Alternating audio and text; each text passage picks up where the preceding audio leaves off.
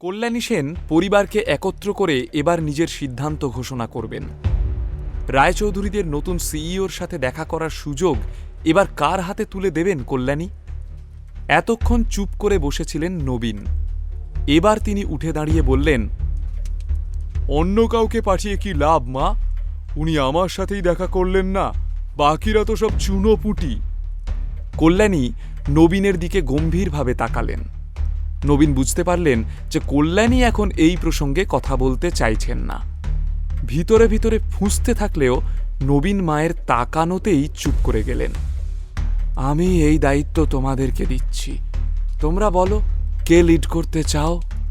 আগের দিন সবাই যেমন উৎসাহ দেখিয়েছিল, আজ কিন্তু সবাই নীরব শ্রোতা। নবীন কাকার এক্সপিরিয়েন্সের পর সবাই বেশ ভয় ভয় বলল, আমরা কি পারবো? নবীন কাকাই পারলেন না, সব রাস্তা তো বন্ধ মনে হচ্ছে। রায়চৌধুরীদের নতুন সিইও তো বলেছেন যে সেন পরিবারের কাউকে দেখে যদি তার যোগ্য মনে হয় তবে তিনি এই চুক্তি নিয়ে দ্বিতীয়বার ভাববেন।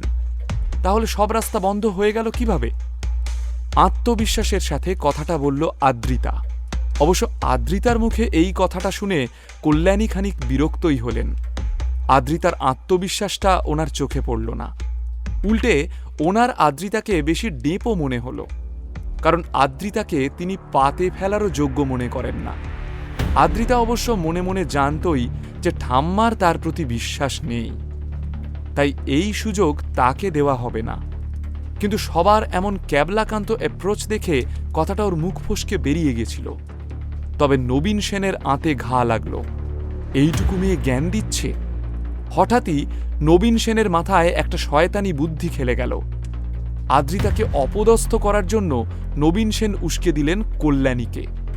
আচ্ছা, আদ্রিতাকে পাঠালে কেমন হয়? নবীন কাকার মুখে নিজের নামটা শুনে চমকে তাকালো আদ্রিতা। সবার নজর এখন আদ্রিতার দিকে। নবীন সেন আদ্রিতাকে রেফার করছে, এ তো কল্পনার অতীত। আদ্রিতা নিজেই একটা কোম্পানি চালায়, ওর যথেষ্ট অভিজ্ঞতা। তাছাড়া সবার মধ্যে ওই একমাত্র কনফিডেন্স দেখালো। আমার মনে হয় এই কাজের জন্য আদ্রিতাই সবচেয়ে বেশি উপযুক্ত। সাথে ওর নিজের কোম্পানিটারও কিছু ফান্ডিং দরকার। এই ডিলটা ফাইনাল করতে পারলে ও একটা পার্সেন্টেজ পেয়ে নিজের বিজনেসটাকেও দাঁড় করাতে পারবে। আফটার অল আমাদের বাড়ির মেয়ে যখন, আমাদের তো ওকে সাহায্য করা উচিত, তাই না?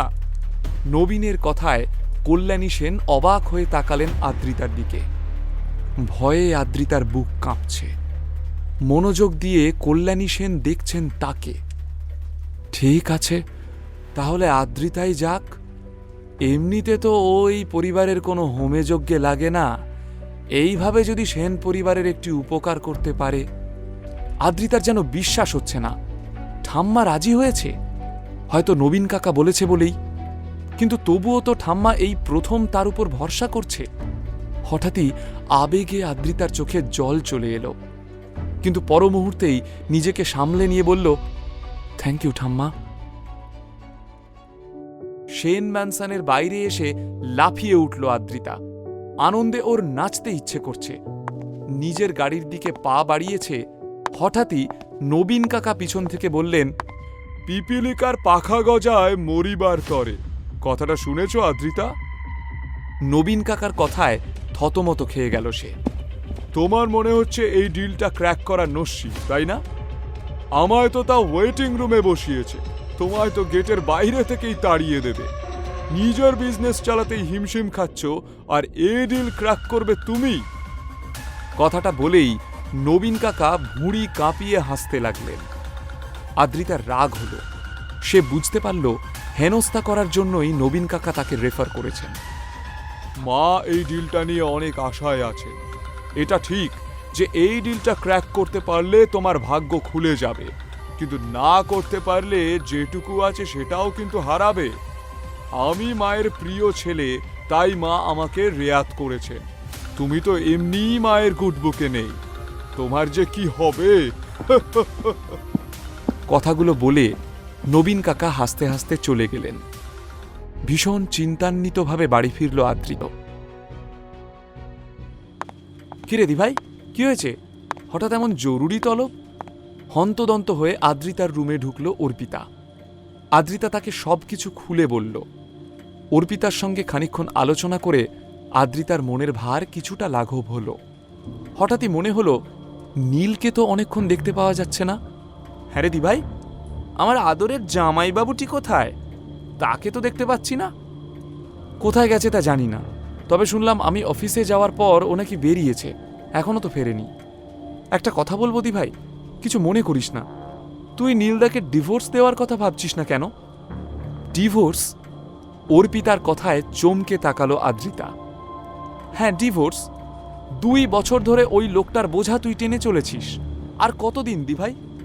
ওকে তোর সাথে মানায়? তোর মতো এত ট্যালেন্টেড, এত ইন্টেলেকচুয়াল একটা মেয়ের সঙ্গে ওরকম একটা বেকার ফালতু ছেলে জাস্ট একেবারেই বেমানান। অর্পিতা, আমার বিয়ে হয়ে গেছে, এখন এসব কথা বলে লাভ নেই। বিয়ে হয়ে গেছে তো কি, যাদের বিয়ে হয় তাদের ডিভোর্স হয় না? ওকে ছাড় দি ভাই, তোর জন্য যে কত এলিজিবল ব্যাচেলার ওয়েট করে বসে আছে তুই জানিস না। বিজনদার কথাটাই একবার ভাব। অর্পিতা দ্বিগুণ উৎসাহে কথাগুলো বলল। আদ্রিতার এখন এসব কথা ভালো লাগছিল না, কিন্তু অর্পিতা থামল না। আমার দিদির জীবনটা চোখের সামনে নষ্ট হয়ে যাবে, এটা আমার সহ্য হচ্ছে না। তুই কি এভাবেই জীবন কাটিয়ে দিবি? বড়মার কথাটা একবার ভাব। আদ্রিতা প্রতিবাদ করে কিছু একটা বলতে যায়, কিন্তু ঠিক তখনই কেউ একটা দরজায় নক করে। দরজার দিকে তাকাতেই আদ্রিতা দেখে এক গাল হাসি নিয়ে দাঁড়িয়ে রয়েছে নীল। অর্পিতার মুখে বিরক্তির ছাপ স্পষ্ট ফুটে উঠল। নীলকে দেখেই মুখ ঘুরিয়ে নিল আদ্রিতা। নীল এবার আদ্রিতার পাশে বসে জিজ্ঞেস করল, আচ্ছা আমাকে বলো তো, সেন কর্পোরেশনের জন্য কত টাকার ফান্ডিং হলে তুমি ব্যবসাটাকে আবার ঘুরে দাঁড় করাতে পারবে? বিস্ময়ের সাথে আদ্রিতা দেখল নীলকে। ওর অবাক করা চাহনি দেখে নীল ভালোবেসে বলল, আহা বলো না, আমি তো তোমাকে সাহায্য করতে পারি। এবার সজোরে হেসে উঠল অর্পিতা, ব্যঙ্গ করে বলল, জোক অব দ্য মিলেনিয়াম। নীলদা, তুমি হেল্প করবে দিভাইকে? তা কি হেল্প করবে শুনি? ব্যাংক ডাকাতি করবে? অবশ্য সেটা থেকে তো ভিক্ষে করাটাই তোমার পক্ষে সহজ, তাই না? নীল কোনো উত্তর দিল না, শুধু আদ্রিতার মুখের দিকে চেয়ে ওর উত্তরের অপেক্ষা করল। আজকে দিভাইয়ের মেজাজ খারাপ, এখন যাও তো, ওকে বিরক্ত করো না। অর্পিতার কথাটা শুনে টেনশন কমাবো বলেই তো এসেছি। কি হলো আদ্রিতা, বলো না, তোমার ঠিক কত টাকার দরকার? এবার আদ্রিতার মুখেও বিরক্তির রেখা ফুটে উঠল। নীলের এই মস্করাটা ওর একদম ভালো লাগছিল না। তুমি কি একটা কথা একেবারে বোঝো না? এত বিরক্তিকর কেন তুমি? যাও না এখান থেকে, ইউজলেস কোথাকার। আদ্রিতার কেমন জানি একটা অস্বস্তি হলো। ছোট হয়ে অর্পিতার নীলকে এভাবে বলাটা কি ঠিক? অর্পিতাকে কিছু বলল না সে, কিন্তু ওর মুখ দেখে নীল স্পষ্ট বুঝতে পারল যে অর্পিতার ব্যবহারটা আদ্রিতার ভালো লাগেনি। মনে মনে ভীষণ খুশি হলো সে। যাক, মুখে কিছু না বললেও আদ্রিতার মনে যে এতটুকু অনুভূতি হয়েছে, এটাই নীলের পরম পাওয়া। নীল অর্পিতাকে বলল, শোনো, আমাদের স্বামী স্ত্রীর ব্যাপারে তুমি নাক গলিও না প্লিজ। আমাদের ব্যাপারটা আমরাই বুঝে নেব। আদ্রিতা, তোমার জন্য একটা সারপ্রাইজ আছে, তাই টাকার অ্যামাউন্টটা জানতে চাইছি। বিস্মিত চোখে নীলের দিকে তাকালো আদ্রিতা। সারপ্রাইজ? আহারে বেচারা নীলদা, ওর আইডিয়াল হাজব্যান্ড হওয়ার শখ হয়েছে রে দি ভাই। কথাটা বলেই হাসিতে ফেটে পড়ল অর্পিতা, কিন্তু অর্পিতার কথায় কান না দিয়ে নীল নিজের পকেট থেকে একটা চেকবুক বের করল। তারপর একটা ব্ল্যাঙ্ক চেকে খসখস করে নিজের নামটা সই করল সে। আদ্রিতার দিকে এগিয়ে দিয়ে বলল, এটা রাখো, এতে নিজের মন মতো অ্যামাউন্ট বসিয়ে নিও। আদ্রিতা নিজের চোখ কান কোনো কিছুকে বিশ্বাস করতে পারছে না। কিছুদিন ধরেই নীলকে যেন কেমন অন্যরকম লাগছে। কে এই নীল? এটা কি নীলের পুনর্জন্ম? নীল চলে যাচ্ছিল, কিন্তু আদ্রিতা সন্দেহের সুরে জিজ্ঞেস করল, কে তুমি? নীল কি ওর আসল পরিচয় জানিয়ে দেবে এবার? যদি না জানায়, এই ব্ল্যাঙ্ক চেকের কি উত্তর দেবে সে? আচ্ছা, ওদিকে সোহিনীরও বা কি হলো? এতক্ষণ পেঁচার মতো অবাক গোল গোল চোখে নীলের দিকে তাকিয়েছিল অর্পিতা। ব্যাপারটা কি হচ্ছে সে ঠিক বুঝে উঠতেই পারছিল না, কিন্তু হঠাৎই প্রচণ্ড চিৎকার করে হেসে উঠল সে। ওর হাসি যেন থামতেই চাইছে না। কোনো রকমে নিজেকে সামলে বলল, উফ, পেট ব্যথা হয়ে গেল আমার। নীলদা মনে হয় ভুলে গেছে চেক দিতে হলে ব্যাংকে টাকা থাকতে হয়। অবশ্য না জানাটাই স্বাভাবিক, টাকা পয়সা তোলার তো দরকার পড়েনি। দিব্যি তো গৃহপালিত পোষ্যের মতো বউয়ের ঘাড়ে বসেই খেয়ে যাচ্ছ। অর্পিতার কথায় কোনো উত্তর দিল না নীল, শুধু মৃদু হাসল। অর্পিতার সাথে কথা বলতে ওর রুচিতে বাঁধল। কিন্তু এবার আদ্রিতারও মাথাটা গরম হয়ে গেল। টাকা নিয়ে মস্করা করছে নীল। সে রেগে গিয়ে বলল, তোমার আদৌ কোনো টাকা আছে যে তুমি আমায় চেক দিচ্ছ? একটা কাজ করো, নেট ব্যাংকিং করে আমার ব্যাংক অ্যাকাউন্টটা তুমি একবার চেক করে নাও, তাহলে আশা করি তোমার আর এত কনফিউশন থাকবে না, রাইট? অর্পিতা মনে মনে খুব খুশি হচ্ছিল, নীলকে আরও একবার খোরাক বানানো যাবে। এই দি ভাই, কি এত ভাবছিস? নীলদা যখন এত করে বলছে, নীলদার ব্যাংক অ্যাকাউন্টটা চেক করে দেখ না। তোর জন্য কত কোটি টাকা রেখেছে সে, হয়তো কোনো লটারি পেয়েছে। কি নীলদা, তাই তো? এবারও নীল অর্পিতাকে কোনো উত্তর দিল না। একবার ভরসা করে দেখো না আদ্রিতা। সদ্য সংকুচিত নীলকে এইভাবে দৃঢ় গলায় আত্মবিশ্বাসের সঙ্গে কথা বলতে দেখে ভীষণই আশ্চর্য লাগছিল আদ্রিতার। অর্পিতা আর নীল দুজনের জোরাজোরিতে আদ্রিতা নিজের মোবাইলেই নেট ব্যাংকিংয়ের মাধ্যমে নীলের ব্যাংক অ্যাকাউন্ট চেক করতে গেল। তোমার জন্মদিনের তারিখটাই আমার নেট ব্যাংকিংয়ের পাসওয়ার্ড। অদ্ভুত লাগলো আদ্রিতার। অবিশ্বাস আর বিস্ময় দেখা দিল আদ্রিতার চোখে মুখে। পাসওয়ার্ড দিতেই নীলের ব্যাংক স্টেটমেন্ট আদ্রিতার মোবাইল স্ক্রিনে ভেসে উঠল। কয়েক মুহূর্তের জন্য আদ্রিতা যেন স্তব্ধ হয়ে গেল। ব্যাংক অ্যাকাউন্টে স্পষ্ট দেখা যাচ্ছে লাস্ট ব্যালেন্স 5 কোটি টাকা। নিজের চোখকে যেন বিশ্বাস করতে পারল না আদ্রিতা। ব্যাংক অ্যাকাউন্টের ডিটেলস দেখে আবারও নীলকে অপদস্থ করবে ভেবেছিল অর্পিতা। ব্যালেন্স দেখার জন্য প্রায় ঝুঁকে পড়েছিল মোবাইলের উপর, কিন্তু ব্যালেন্সটা দেখে হাঁ হয়ে গেল অর্পিতার মুখ। এত টাকা তোমার অ্যাকাউন্টে এলো কিভাবে? তুমি তো কোনো চাকরিও করো না, না কোনো ব্যবসা করো। এই টাকা তুমি কোথায় পেলে নীল? নির্ঘাত কোনো ভুল কাজ করেছে? দি ভাই, আমি তোকে বলছি, একটা বড় সর্বনাশ ঘটাবে নীলদা। তুই এখনই একটা ব্যবস্থা। অর্পিতা কথা শেষ করার আগেই আদ্রিতা চিৎকার করে উঠল, আহ, তুই থামবি একটু? আমায় একবার বিষয়টা ভাবতে দে। দিদির এমন ব্যবহারে অর্পিতা থেমে গেল। আদ্রিতার মাথা কাজ করছে না। নীলের অ্যাকাউন্টে এত টাকা কোথা থেকে এলো? কি হলোটা কি? এত চেঁচামেচি কিসের শুনি? এতক্ষণ এখানে যা ঘটল, অর্পিতা সুযোগ বুঝে সেই তিলকে তাল করে লাগাতে আরম্ভ করল চিত্রার কানে। হঠাৎই সবাইকে অবাক করে দিয়ে আদ্রিতা নীলের হাত ধরে হিড়হিড় করে টেনে নিয়ে গেল ব্যালকনিতে। আদ্রিতা তার কাছে এসে দাঁড়িয়ে চোখে চোখ রেখে বলল, দেখো নীল, এখানে তুমি আর আমি ছাড়া কেউ নেই, তাই আমি আশা করি তুমি আমাকে সত্যি কথাটা বলবে। সত্যি করে বলো, এই টাকা তুমি কোথায় পেয়েছো? কে দিয়েছে তোমাকে এত টাকা? তুমি কি কোনো অন্যায় কাজ করেছো? কোনো অপরাধ? প্লিজ চুপ করে থেকো না, সত্যিটা বলো নীল, আমাকে উত্তর দাও। আদ্রিতার চোখে চোখ রেখে নীল বলল, আমি যদি বলি যে আমি বিশাল বড় একটা কোম্পানির বিরাট উঁচু পদে রয়েছি, আর এই সব টাকা আমার নিজের টাকা, তুমি আমায় বিশ্বাস করবে আদ্রিতা? আদ্রিতা কিছুক্ষণ নীলের চোখের দিকে তাকিয়ে রইল। সত্যিটা খোঁজার চেষ্টা করছিল সে, কিন্তু পর মুহূর্তেই ও চোখ সরিয়ে নিল। ওর মুখে ফুটে উঠল অবিশ্বাস ও বিরক্তি। সে বলল, আমি এখানে তোমার কাছে রূপকথার বানানো গল্প শুনতে আসিনি নীল। সত্যি কথাটুকু জানতে চেয়েছিলাম, কিন্তু সেটা বলার মতন সৎসাহস তোমার নেই। থাক, আমি আর কিছুই জানতে চাই না। চাই না তোমার টাকা। আমার কোম্পানি যদি দেউলিয়া হয়ে যায় তো যাবে, কিন্তু কোনো পাপের টাকায় আমি আমার উন্নতি চাই না। শোনো আদ্রিতা, আমি একটা কথা তোমায় স্পষ্ট করে বলতে পারি, আমার কোনো কথা তুমি বিশ্বাস করতে না চাইলে করো না, কিন্তু এই টাকা কোনো অন্যায় পথে উপার্জন করা টাকা নয়। তুমি এই টাকা নিশ্চিন্ত মনে ব্যবহার করতে পারো। নীলের গলার মধ্যে এমন কিছু ছিল যা আদ্রিতাকে দ্বিতীয়বার ভাবতে বাধ্য করল।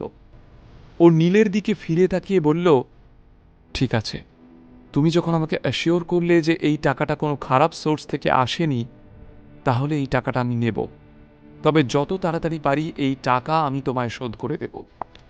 কথাটা বলেই ব্যালকনি থেকে বেরিয়ে নিজের ঘরের দিকে এগিয়ে গেল আদ্রিতা। নীলের মুখে হাসি ফুটে উঠল। ফাইনালি আদ্রিতাকে সে সাহায্য করতে পেরেছে।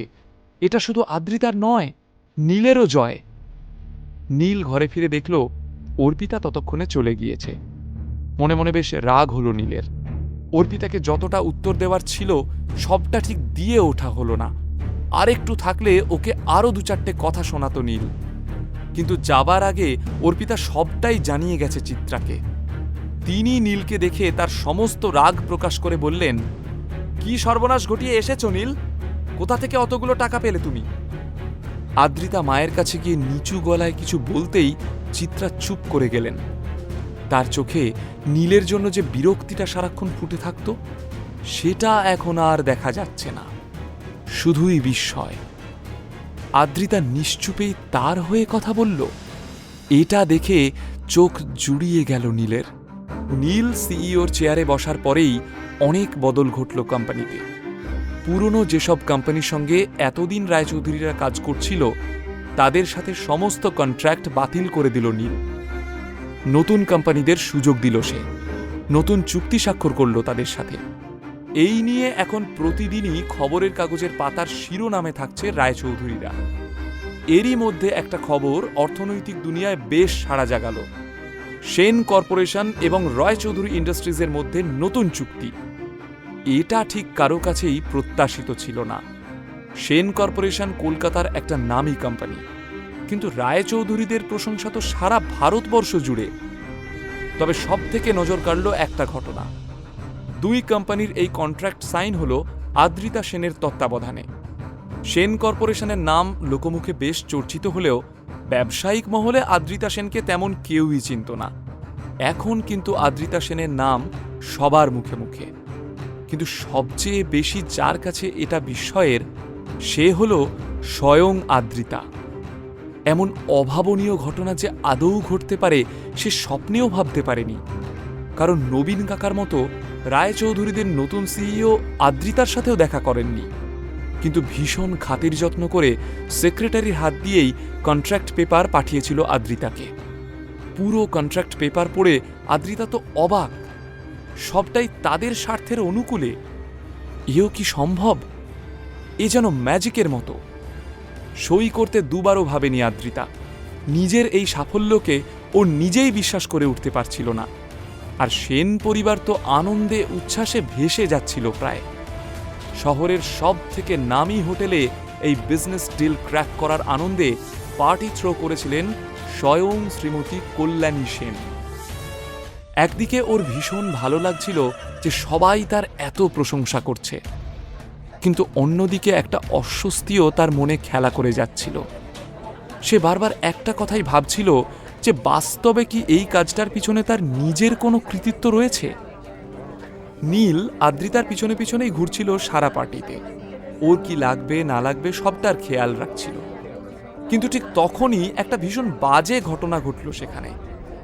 নীল এবং নবীন কাকার মধ্যে এক গুরুতর ঝগড়া বেঁধে গেল। নীলের কলার টেনে ধরলেন নবীন কাকা, প্রায় চড় মারবেন এমন অবস্থা। সমস্ত অতিথিরা তা দেখে অবাক হয়ে গেল, কিন্তু কেউ এগিয়ে গিয়ে থামালো না নবীন সেনকে। শুধুমাত্র একজনই দাঁড়ালো নবীন সেনের সামনে নীলের ঢাল হয়ে। সেটা আর কেউ না, সে নীলের স্ত্রী আদ্রিতা।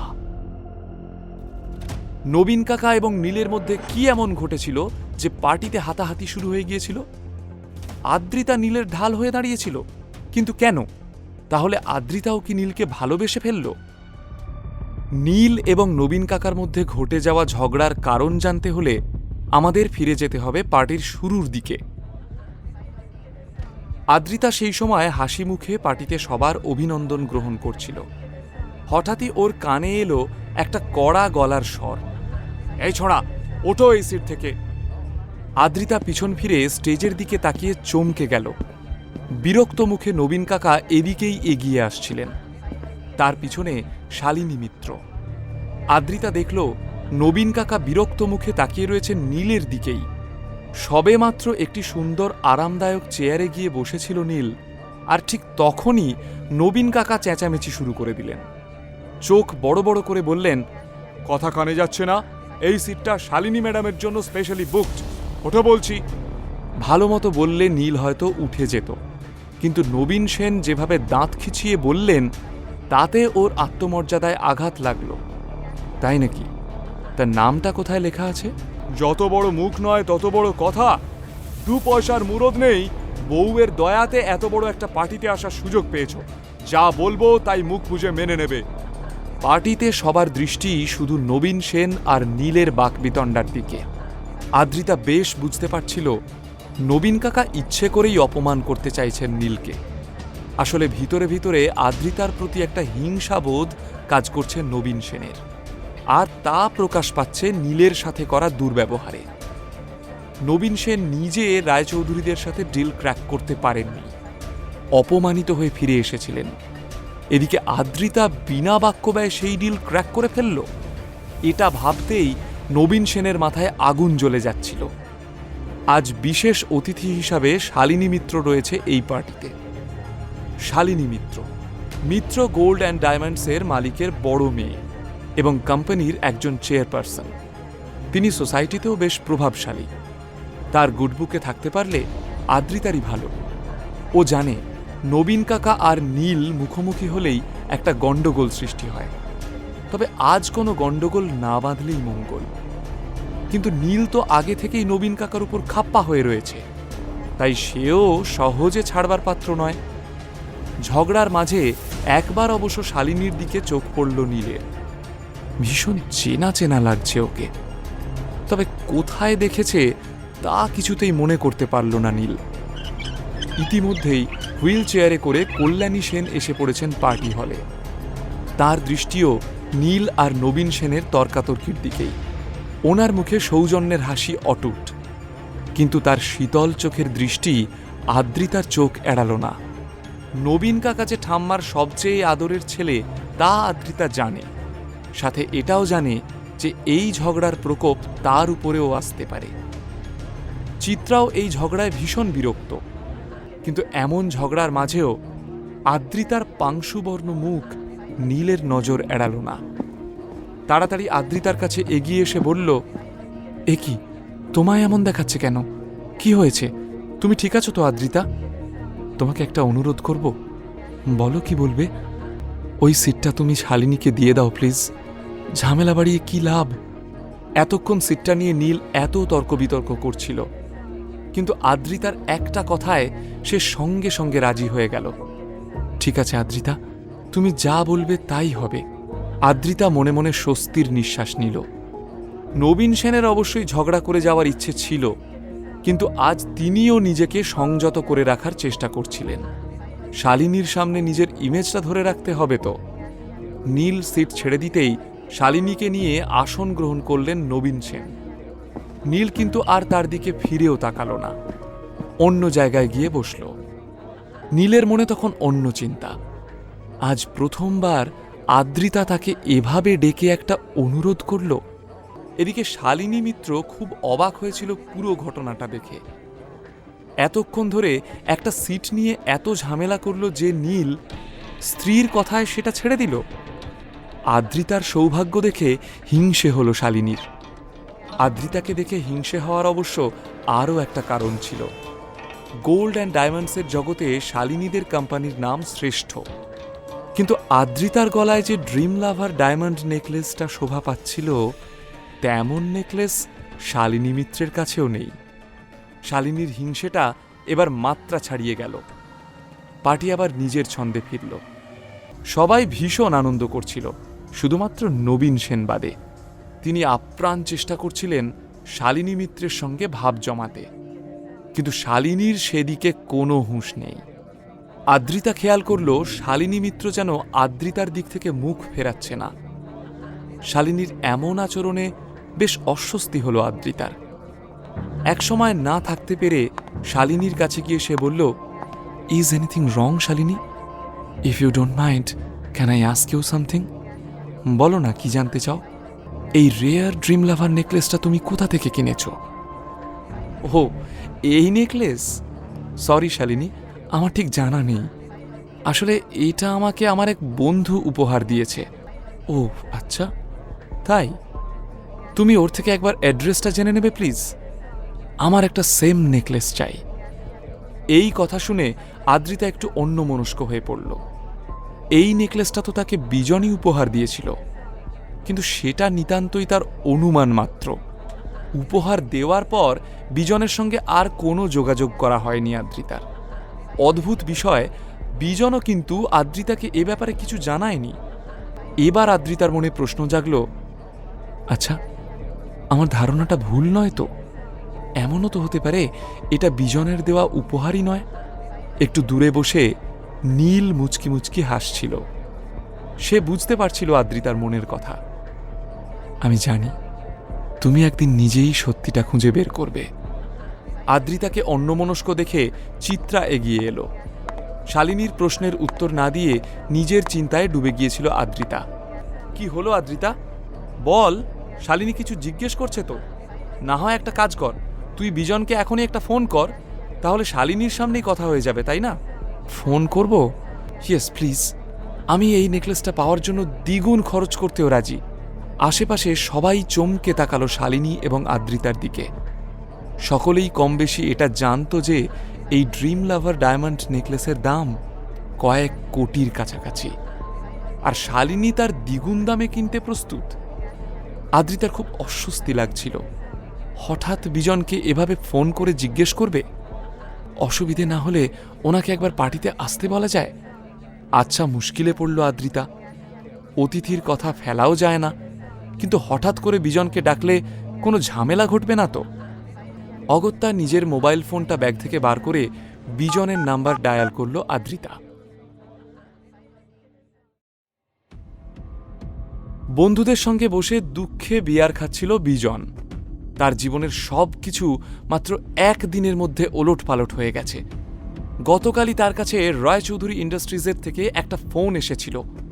একটা অচেনা লোক তাকে হুমকি দিয়ে বলেছিল, নিজে চুনোপুটি হয়ে রায়চৌধুরীদের মতো রাঘব বোয়ালের সাথে ঝামেলা করেছিস, এর শাস্তি তোকে পেতে হবে বিজন। বিজন তো বুঝতেই পারল না যে রায়চৌধুরী গ্রুপের কার সাথে সে দুর্ব্যবহার করেছিল। অথচ এই ফোন আসার পর থেকে একের পর এক সর্বনাশ ঘটল বিজনের। প্রথমে বিজনের কোম্পানির ট্যাক্স পেপারস নিয়ে ঝামেলা হলো। কোনো অলৌকিক ক্ষমতা বলে সবার সামনে ধরা পড়ে গেল। এরপর কোম্পানিতে তালা পড়ল। ব্যাংকের লোন মেটাতে মেটাতে বাড়ি গাড়ি সব বন্ধক দিয়ে সর্বশান্ত হল বিজন। একবার যদি ওই রায়চৌধুরীদের কর্ণধারকে হাতে পাই, জানে মেরে ফেলব। বিজনের নাম্বার ডায়াল করতে গিয়েও থেমে গেল আদ্রিতা। কিছুদিন আগে অফিসে ঘটে যাওয়া বিজন ও নীলের ঝগড়াটা মনে পড়ে গেল তার। বিজনকে ফোন করছে দেখে নীল আবার কোনো সিন ক্রিয়েট না করে বসে। আর ঠিক যেটার ভয় পাচ্ছিল সেটাই হলো। নীল পাশে এসে গম্ভীরভাবে জিজ্ঞেস করল, কাকে ফোন করছো আদ্রিতা? তবে কি এই বিজনের সূত্র ধরেই নবীন সেন এবং নীলের মধ্যে ঝামেলা লাগতে চলেছে? বিজন যখন জানতে পারবে যে নীলের কারণেই সে দেউলিয়া হয়েছে, তখন সে কি সত্যিই নীলের উপর হামলা করবে? আর তখনই কি আদ্রিতা নীলের সপক্ষে কথা বলবে? নীলের প্রশ্ন শুনে রেগে যায় আদ্রিতা। বিরক্ত মুখে আদ্রিতা নীলকে বলল, যাকে খুশি ফোন করি, তোমার তাতে কি? ওকে, নো প্রবলেম, শুধু এটা খেয়ে নিও। নীল মুচকি হেসে তখনই সেখান থেকে চলে গেল। ও তো জানে কাকে ফোন করছিল আদ্রিতা। জেনে শুনে একটু খুনসুটি করছিল সে আদ্রিতার সাথে। ওদিকে বিজন একটাই কথা ভেবে চলেছে, এভাবে কে তাকে দেউলিয়া করে দিতে পারে? কে ওর এমন চিরশত্রু হতে পারে? ঠিক তখনই তার ফোনটা বেজে উঠল। নিজের মোবাইলে আদ্রিতার নাম্বারটা দেখে বিজন একটু অবাক হলো। এখন আদ্রিতা আবার কেন ফোন করছে? ফোনটা রিসিভ করে বিজন বলল, বলো আদ্রিতা, কি বলবে? আজ বিজনের গলাটা ভীষণ উদাসীন মনে হলো আদ্রিতার। আদ্রিতা মনে মনে একটু ভয় পেল। সেদিন নীল ও বিজনের যে ঝামেলাটা হয়েছিল তা এখনো বিজন ধরে রেখে বসে রয়েছে কিনা। বিজন ওর কোম্পানির একজন বড় ইনভেস্টর। ওকে কোনো মতেই চটাতে চায় না আদ্রিতা। তাই সহানুভূতি জানিয়ে আদ্রিতা জিজ্ঞেস করল, কি হয়েছে বিজন? তোমার গলাটা এমন ভারী শোনাচ্ছে কেন? বিজন তাড়াতাড়ি নিজেকে সামলে নিয়ে বলল, আরে না না, তেমন কিছু নয়, আজ মনটা ভালো নেই, তুমি বলো না। আদ্রিতাও আশ্বাস পেয়ে আসল কথায় এলো, শোনো না, আমার এক বন্ধু ড্রিম লাভার নেকলেসটা কিনতে চায়, তুমি কোথা থেকে কিনেছো একবার বলবে? ওই ড্রিম লাভার নেকলেসের যে রেপ্লিকাটা তোমাকে গিফট করেছিলাম সেটা। রেপ্লিকা কথাটা শুনে আকাশ থেকে পড়ল আদ্রিতা। কোন নেকলেসের কথা বলছে বিজন? এটা তো 100% খাঁটি, শালিনীর জহুরির চোখ। সে বুঝতে পেরেছে যে এটা আসল হিরে। তাহলে বিজন এমন অদ্ভুত কথা বলছে কেন? তার মানে এই নেকলেসটা বিজন ওকে গিফট করেনি? তাহলে কে উপহার দিল? আদ্রিতার মাথা কাজ করা বন্ধ করে দিল। ঠিক আছে, আমি এখন ফোনটা রাখছি, পরে ফোন করব। কিন্তু শালিনীকে এবার কি জবাব দেবে আদ্রিতা? সরি শালিনী, বিজন এই হারের ব্যাপারে কিছু জানে না, আমি জানতে পারলে তোমায় জানিয়ে দেব। শালিনী মনে মনে বিচলিত হলেও প্রকাশ করল না, শুধু বিমর্ষ হেসে বলল, কি আর করা যাবে, যার ভাগ্যে যা নেই তাকে আর জোর করে পাওয়া যায়। একটু পরেই খাবার সার্ভ করা শুরু হলো।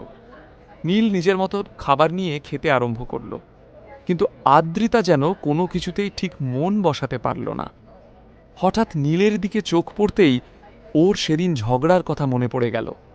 যেদিন বিজনের সঙ্গে নীলের ঝামেলাটা হয়েছিল, সেদিন নীল কথা দিয়েছিল আদ্রিতাকে যে রিয়েল ড্রিম লাভার নেকলেসটা কিনে দেবে। এই নেকলেসটা কি তাহলে নীল তাকে উপহার দিয়েছে? আদ্রিতার আচমকা এই কথাটা মনে হলো। পর মুহূর্তেই সে ভাবল, না না, এ হতে পারে না, নীলের কাছে এত টাকা কোথা থেকে আসবে? আবার পাশাপাশি এও ভাবল, নীল যদি 5 কোটি টাকা ওকে দিতে পারে, তাহলে হয়তো ড্রিম লাভার নেকলেসও কিনে দিতে পারে। আদ্রিতার মস্তিষ্ক বলছিল নীল ওকে এই নেকলেস দিতে পারে না, কিন্তু মনের মধ্যে হাজার প্রশ্ন ঘুরপাক খাচ্ছিল। কিন্তু নীলের সেদিকে নজর নেই। খাবার শেষ করে নিজের প্লেটটা রাখতে গিয়ে আবারও মুখোমুখি হতে হলো শালিনীর সাথে। শালিনীর দিকে চোখ পড়তেই নীলের মনে পড়ল কেন শালিনীকে ওর এত চেনা চেনা লাগছিল। নীল সিইও হওয়ার পর যেসব কোম্পানির রয়চৌধুরী ইন্ডাস্ট্রিজের সঙ্গে টাই আপ করার জন্য আবেদন জানিয়েছিল, মিত্র গোল্ড অ্যান্ড ডায়মন্ডস ছিল তাদের মধ্যে একজন। চেয়ারপারসন হিসাবে শালিনী মিত্রের ছবি দেখিয়েছিল নীলের সেক্রেটারি নন্দিতা। সে বলেছিল, এই ভদ্রমহিলা সাংঘাতিক জেদি ও একগুঁয়ে, ইনি যেটা চান সেটা না পাওয়া অবধি তার কোনো স্বস্তি নেই। আজ শালিনীকে দেখে কথাগুলো আবারও মনে পড়ে গেল নীলের। এমন সময় কল্যাণী সেন সবার দৃষ্টি আকর্ষণ করে বললেন, লেডিস অ্যান্ড জেন্টলম্যান, আমার আদরের নাতনি আদ্রিতার অনারে আজকের এই পার্টি। তোমরা সবাই আজকে ওর এই স্পেশাল দিনে ওকে শুভেচ্ছা জানাতে এসেছ, তার জন্য অনেক ধন্যবাদ। সবাই হাতে তালি দিয়ে উঠল। আদ্রিতার চোখ ভিজে গিয়েছিল। নীলের চোখেও আদ্রিতার জন্য গর্ব। চিত্রাও বেশ আবেগে কেঁদে ফেলল। দিদি ভাই, আমাদের সবার সাথে তোমার এক্সপিরিয়েন্স শেয়ার করো। কিভাবে এই অসম্ভবকে তুমি সম্ভব করলে, সেই গল্পটা আমাদের সবাইকেও বলো, তাতে অনেকে অনেক কিছু শিখতে পারবে। আদ্রিতার ভালো লাগলো শুনতে। তার সাদা মনে কাদা নেই, তাই কল্যাণী সেনের প্রশংসা শুনে সে উঠে দাঁড়িয়ে সত্যিটা বলে দিল, ঠাম্মা আমার ব্যাপারে অনেক বেশি বেশি বলছেন। সত্যি বলতে এই ডিলটা ক্র্যাক করার ব্যাপারে আমার যে খুব কৃতিত্ব রয়েছে তা আমি মনে করি না। আমি রয়চৌধুরী ইন্ডাস্ট্রিজে গিয়েছিলাম নতুন সিইওর সঙ্গে দেখা করতে, কিন্তু আমার সঙ্গে সিইওর দেখা হয়নি। পার্টি হলে উপস্থিত সবার মধ্যে ফিসফাস শুরু হয়ে গেল। কল্যাণীও ভ্রু কুঁচকে তাকিয়ে রয়েছে আদ্রিতার দিকে। আমি ওখানে পৌঁছানোর পর তেমন কিছু বলিনি। তার আগেই রায়চৌধুরীদের তরফ থেকে নতুন সিইওর সেক্রেটারি আমার হাতে কন্ট্রাক্ট পেপার ধরিয়ে দিয়েছিল। আমি কন্ট্রাক্ট পেপার পড়ে দেখলাম, যা যা শর্ত রয়েছে তাতে আমাদের কোম্পানির সব দিকেই প্রফিট, তাই আমি সই করতে সময় নিইনি। নবীন সেন স্টেজের উপর কল্যাণী সেনের পাশেই বসেছিলেন। আদ্রিতার এই কথা শুনে প্রায় লাফিয়ে উঠলেন। কল্যাণীর দিকে তাকিয়ে বেশ নাটকীয় ভঙ্গিতে বললেন, মা, এসব কি শুনছি? আমি তো ভেবেছিলাম আদ্রিতাকে বোধহয় এই ডিলটা ক্র্যাক করার জন্য অনেক কাঠখড় পোড়াতে হয়েছে, কিন্তু এখন তো দেখছি সবটাই ভাগ্যের জোরে পেয়েছে। আমার কি মনে হয় জানো তো মা, আমি যেদিন রায়চৌধুরীদের ওখানে দেখা করতে গিয়েছিলাম সেদিন ওদের নতুন সিইওর মুড অফ ছিল, তাই তিনি আমার সঙ্গে দেখা করেননি। কিন্তু পরে হয়তো ওনার মনে হয়েছে যে নবীন সেনের দেওয়া চুক্তি ওনাদের জন্য প্রফিটেবল, তাই আদ্রিতা যেদিন গিয়েছিল উনি ডিল ফাইনাল করে দিয়েছিলেন। এই কথাটা সত্যি যে তোমার নাতনির ভাগ্যটা খুব ভালো। কল্যাণী সেন তো বরাবরই নিজের ছেলের কোনো দোষ দেখতে পান না। শুধু তাই নয়, তার কাছে তার ছেলে সকলের সেরা। তিনি আদ্রিতার দিকে তাকিয়ে বললেন, দিদি ভাই, এই ডিলটা ক্র্যাক করার ক্ষেত্রে তাহলে তো তোমার তেমন কোনো কৃতিত্বই নেই। এতক্ষণে আমি বুঝতে পারছি যা কিছু হয়েছে সবটাই আমার নবীনের জন্যই হয়েছে। তোমার এই সাফল্যের একটা বড় অংশ জুড়ে রয়েছে তোমার নবীন কাকা, সেটা বুঝতে পারছো তো? বিস্মিতভাবে ঠাম্মার দিকে তাকালো আদ্রিতা। নবীন কাকা যে এইভাবে তার কৃতিত্বে থাবা বসাবে এটা সে ভাবতেই পারেনি, কিন্তু মুখে সে কিছু বলল না। এই তো জীবনে প্রথম সে ঠাম্মার ভালোবাসার ছোঁয়া পেয়েছিল, সেটুকুও হারিয়ে গেল। কল্যাণী সেনের প্রশংসা বাক্য শুনে নবীন গর্বে বুক ফুলিয়ে দাঁড়ালেন। অহংকারে ওনার মাটিতে পা পড়ছিল না। তিনি অত্যন্ত উৎসাহের সঙ্গে বললেন, মা, আমি তো রায়চৌধুরীদের সঙ্গে ব্যবসার আইডিয়ার ব্যাপারেও অনেক কিছুই ভেবে রেখেছি। আমি খোঁজ নিয়ে জেনেছি যে কিছুদিন আগেই সোহিনী নামে এক নতুন মডেল রায়চৌধুরীদের কোম্পানি জয়েন করেছে। আমি সোহিনীর জন্য বেশ কিছু নতুন অ্যাড ভেবে রাখব, তাহলে ওকে কাজে লাগিয়ে রায়চৌধুরীদের সাথে ডিলটা আরও মজবুত হবে এবং আমাদের লাভ হবে। কি ঠিক না? তোর আইডিয়া সবসময় বেস্ট। সেন পরিবারে তুই রত্ন। আমি যা বোঝার বুঝে গেছি। এই সেন পরিবারের জন্য তোর যা অবদান তেমন আর কারোর নেই। তুই যখন দায়িত্ব নিয়েছিস তখন সব কিছু সুন্দর করেই হবে, এ ব্যাপারে আমার আর কোনো সন্দেহ নেই। আদ্রিতা চোখের সামনে দেখতে পাচ্ছিল তার সব কৃতিত্ব কেমন চালাকি করে নবীন কাকা নিজের বলে চালিয়ে দিল। চোখ ফেটে জল আসছিল ওর। শুকনো মুখে মাথা নিচু করে মনে মনে ভাবল, হে ভগবান, এত বড় মিথ্যেটা সত্যি হয়ে গেল। আদ্রিতার মন খারাপ চোখ এড়াল না নীলের।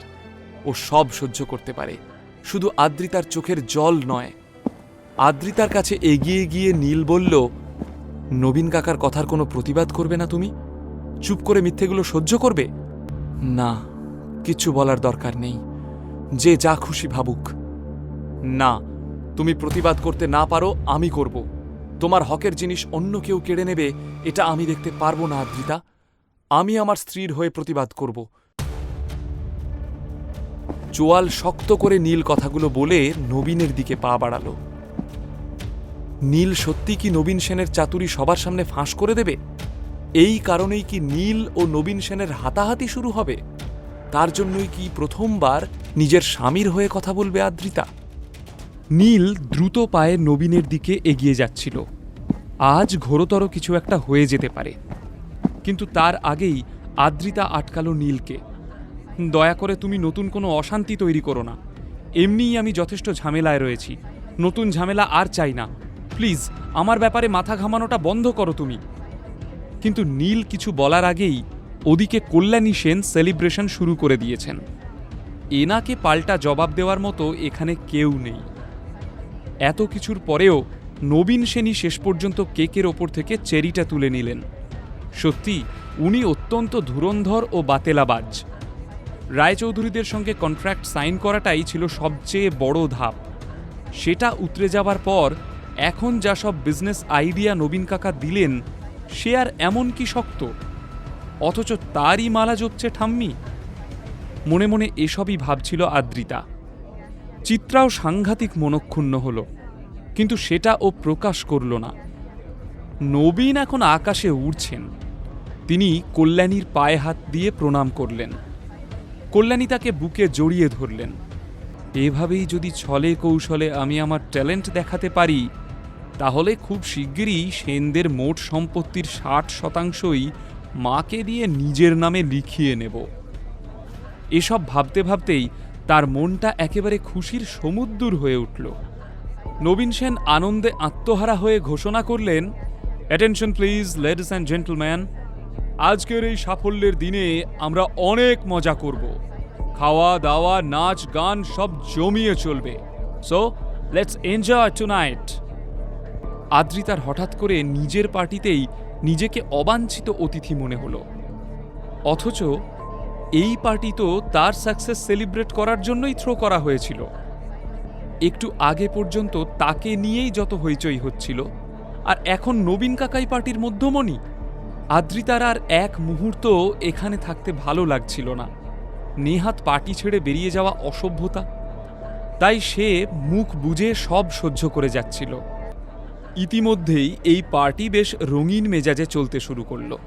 মদের ফোয়ারা চলল, সকলেই নেশায় ডুব দিল। নবীন সেনই বোধহয় সবথেকে বেশি মদ্যপান করলেন। তার দাঁড়ানোর ক্ষমতাটুকুও আর নেই। পার্টি প্রায় শেষের মুখে। তখনই ওয়েটার এসে বিল পে করার কথা বলল। নবীন সেনও খুব স্টাইলের সঙ্গে নিজের পার্স থেকে একটা কার্ড বের করলেন। তার হাতে সুইস ব্যাংকের কার্ড দেখে আশেপাশের সকলেই অবাক হয়ে গেল। বড়লোক মানুষদের বড় বড় ব্যাপার। কার্ডটা সুইস ব্যাংকের গোল্ড কার্ড। এই কার্ডের একটি বিশেষত্ব হল, এটা পেতে হলে কমপক্ষে আপনার সম্পত্তির পরিমাণ কয়েক কোটি হতে হবে। তাই এই কার্ড দেখিয়ে নবীন কাকা আসলে সকলের কাছেই নিজের শো অফ করতে চাইছিলেন। নবীন সেন গর্বের সাথে ওয়েটারের হাতে কার্ড দিয়ে বললেন, এটা পাঞ্চ করে সব বিল মিটিয়ে নাও। কিন্তু অদ্ভুত ঘটনাটা ঘটল এরপর। অল্প কিছুক্ষণ পরেই ওয়েটার কার্ড হাতে ফিরে এসে নিচু গলায় নবীন সেনকে বলল, স্যার, একটা সমস্যা হয়েছে।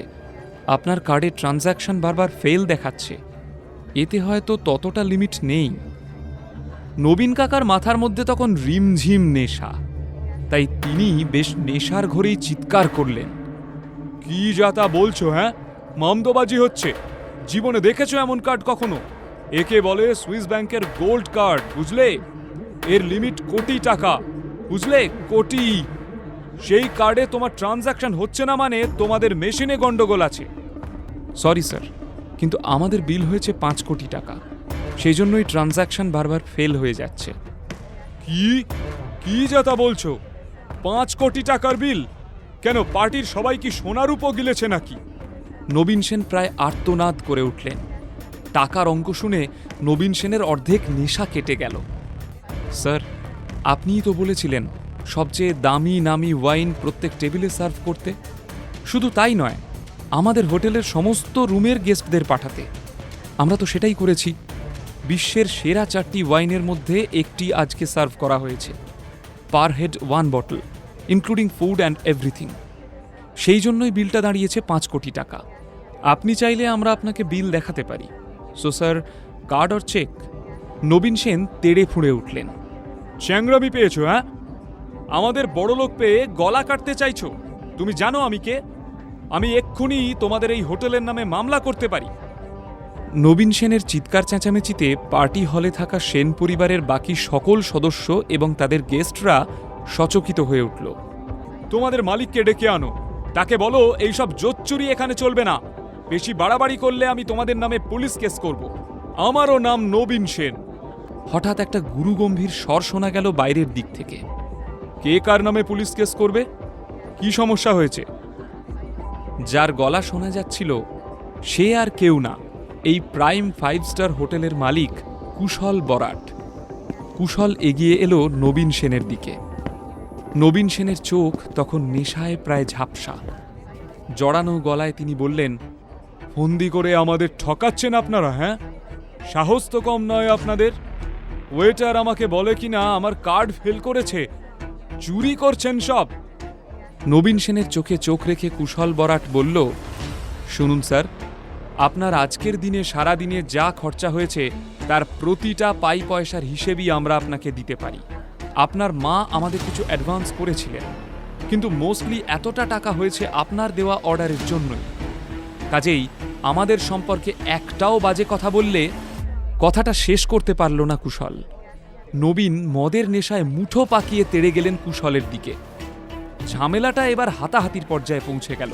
আর ঠিক তখনই কুশল আর নবীন সেনের মাঝখানে এসে দাঁড়ালো নীল। সে কুশলের দিকে পিছন ঘুরে দাঁড়িয়ে নবীন সেনকেই থামানোর চেষ্টা চালিয়ে যাচ্ছিল। তাকে আটকাতে গিয়ে ভুলে ধাক্কা লেগে গেল নবীন সেনের গায়ে। পার্টিতে থাকা সমস্ত গেস্ট এবং সদস্যরাই আঁতকে উঠল। নবীন সেনেরও মুখ রাগে লাল হয়ে গিয়েছিল। রাগ এবং নেশার বশবর্তী হয়ে তুইতকারি শুরু করে দিলেন। What is this? How dare you Neel? তোর এত বড় সাহস, তুই আমার গায়ে হাত দিস? অপদার্থ! এক চড়ে তোর সব কটা দাঁত আমি খুলে নেব, বুঝেছিস? এই বলেই নীলকে মারার জন্য হাত তুললেন নবীন, কিন্তু তার আগেই আদ্রিতা এসে নীলের সামনে ঢাল হয়ে দাঁড়ালো। প্রচণ্ড জোরে চিৎকার করে উঠল, দাঁড়াও নবীন কাকা! আদ্রিতা যে এত জোরে চিৎকার করতে পারে সেটা কেউ ভাবতে পারেনি। সবাই সচকিত হয়ে উঠল, এমনকি নেশাগ্রস্ত নবীন সেনও একটু থতমত খেয়ে গেলেন। আশ্চর্য হয়ে গেল নীল, আদ্রিতা তাকে বাঁচানোর জন্য এইভাবে তার ঢাল হয়ে সামনে এসে দাঁড়ালো। নবীন সেনকে তাও দমিয়ে রাখা গেল না। আদ্রিতার উপর এমনিই খাপ্পা ছিলেন। সুযোগ পেয়ে চিৎকার করে কিছু একটা বলতে যাবেন, তার আগেই হাল ধরলেন কল্যাণী সেন। তিনি অত্যন্ত বিনয়ী হাসি মুখে বললেন, মিস্টার বরাট, আমি আমার ছেলের তরফ থেকে আপনার কাছে ক্ষমা চাইছি। আসলে বুঝতেই তো পারছেন, নেশা করে ফেললে তখন মানুষের আর কোনো হুঁশ থাকে না। ও নেশার ঘরে যা যা করেছে তার জন্য আমি ক্ষমা প্রার্থী। সেন পরিবারের সবচেয়ে জাঁদরেল মহিলা কল্যাণী সেন, যার কথাতে বাঘে গরুতে এক ঘাটে জল খায়। আজ তাকে নবীনের জন্য একটা হাঁটুর বয়সী ছেলের কাছে ক্ষমা চাইতে হলো। নবীন বুঝতে পারলেন যে মারাত্মক একটা ভুল হয়ে গেছে, কিন্তু এখন উনি কি করবেন? এসবের মধ্যে শুধু আদ্রিতার ঢাল হয়ে দাঁড়ানোটাই নীলের বারবার মনে পড়তে থাকল। আদ্রিতার কানে নীল আলতো করে বলল, থ্যাংক ইউ। কিন্তু আদ্রিতা কড়া চোখে তাকিয়ে বলল, ভেবো না তোমার জন্য কিছু করেছি। আমি যা করেছি আমাদের পরিবারের সম্মান বাঁচাতে করেছি। নীলের মনের আশার আলোটা আবারও নিভে গেল। ওয়েট আ সেক, তুমি নীল রায়চৌধুরী না? পার্টিতে ঘটে চলা সমস্ত কিছুকে তোয়াক্কা না করে কুশল বিস্মিত চোখে কথাটা জিজ্ঞেস করল নীলকে। কল্যাণী ভাবল, নীলের কোনো ব্যবহারে কি কুশল বিরক্ত হলো নাকি? আসলে কুশলকে এতখানি গুরুত্ব দেওয়ার পিছনে একটা কারণ ছিল। কম বয়সী কুশল যে নিজে একজন বিশাল বড় বিজনেসম্যান তা নয়। তার বাবা শ্যামল বরাটও ব্যবসার জগতে একজন অত্যন্ত উজ্জ্বল নক্ষত্র। তাকে চটাতে চাইছিলেন না কল্যাণী সেন। তাই নীলের ব্যাপারে খোঁজ নেওয়ায় কল্যাণী সেন আরও ঘাবড়ে গিয়ে উত্তর দিলেন, হ্যাঁ, ও নীল রায়চৌধুরী, আমাদের বাড়ির ঘর জামাই। আপনি ওর ব্যবহারে কিছু মনে করবেন না। আসলে ভিখারি ঘরের ছেলে তো, বড়লোকই আদব কায়দা তেমন জানে না। কুশলের মুখের অভিব্যক্তি ক্রমে পাল্টে যাচ্ছিল। সে পায়ে পায়ে এগিয়ে এলো নীলের কাছে।